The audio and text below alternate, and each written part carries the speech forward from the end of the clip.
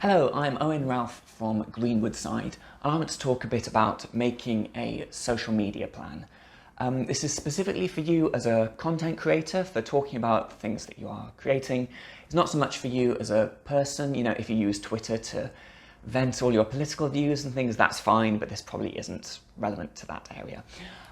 It's also probably more specific to Facebook than any of the other platforms, although I think it is kind of universally applicable. So first, let's consider some of the problems which immediately face you when trying to put together a social media strategy.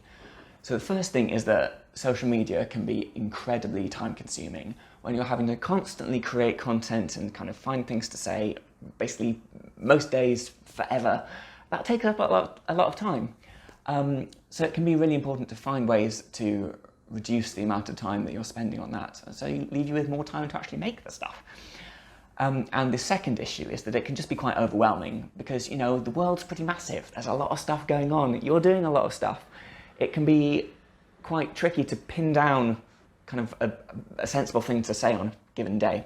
So there are a couple of things which I want to suggest which might help resolve that a little bit for you. So the solution really is to establish some systems within your social media planning.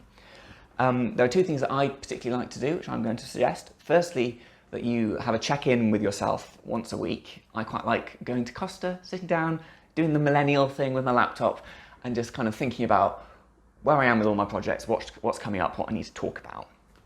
And the second thing is to have some recurring structures in place so that you're not starting from a blank canvas every time, but you've actually got you know that what you might want to post, for example, on a Tuesday. If you've got that in mind, you don't have to do it every time, but if you find certain points in the week where you have a recurring theme or recurring kind of content strategy, then that can save you a lot of time trying to work things out from scratch. So another thing to consider is how often you're posting on each channel. There are lots of articles out there which propose kind of different regularity for different channels. I think really what it comes down to is two things on kind of two ends of a spectrum. Firstly, make sure what you're posting is interesting. Don't just post for the sake of it. But secondly, don't let your channel go quiet on any platform. Really, you don't really want to have 2 consecutive days where nothing happens, because then people start to lose interest. And particularly in this weird climate of June 2020, where we're still under lockdown, you need to be kind of constantly appearing in people's feeds and reminding them that you exist. So then, how to plan what you're actually going to post. I like to think of it as kind of starting from the big picture, from things which are kind of out of your control, a bit more global in nature, and then home it down to things which are in your control, aren't particularly date sensitive, and just kind of is a bit of creative freedom for you. So the first thing to consider, what is happening in the world on a given date? Twitter actually produces its own calendar, which can be quite useful for this. It's just a PDF download, which I'll link to below, which just has a kind of outline of big events which are likely to gain a lot of traction on social media, kind of public holidays, anything like that you might need to consider when planning your content so you don't accidentally clash with another whole conversation which kind of drowns out what you were trying to say in the first place. But also so that you can engage with it and maybe create content around it if you feel like that. And then if you hone it down a little bit more to yourself, you say, what am I doing which is date sensitive? What am I, have I got particular gigs coming up? Have I got an album release? And then just thinking about the particular timeline that goes along with that and the particular points that you need to hit with your social media communications. And then you can think about, what are you doing which is not so date sensitive? What creative ideas have you had that you want to put out on your channels? And when is it realistic to do that? And then finally, you always need to leave room for change and for being spontaneous.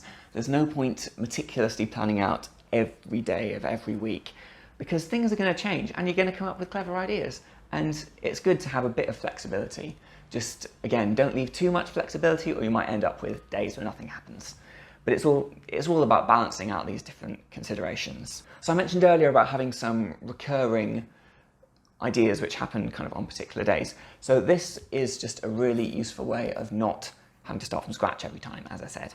So for example, you might say, on Tuesdays, unless something else is happening, I'm going to release a cover song. Do a little video of that in your living room, post it. And that's, quite a low pressure way of just making sure you've got ongoing content and letting your audience know what to expect from you as well. And it doesn't require huge amounts of planning. You just pick your song, you record it. And then, for example, you might say on a Thursday, I want to highlight another artist that I particularly like. You might share a video that you really like from them. And that could be a really nice way of connecting with other people, getting them to kind of combine your audiences a little bit. But again, it also just gives you that fixed point in the week so that you know what you're posting. More broadly, just thinking about what you could put in your schedule is just thinking about, what is it that I do? What are the different elements, the different facets of what I do? And what could make kind of good staple points in the week, which I use on a regular basis, unless something else is happening in the world. So, to recap then, start off thinking about the world. What is it that's happening that you have no control over? Then think about what you're doing, which is date sensitive. What particular points do I need to hit in my social media strategy? Then think about other creative ideas you have. What do I want to do and when is it realistic to get them out? And then fill in the gaps with some recurring ideas that you think you can realistically do on a regular basis without too much trouble. So there we go. That's how I make a social media strategy. Hopefully it's helpful. If you want any more information on any of this, feel free to contact me at my email address below. And good luck.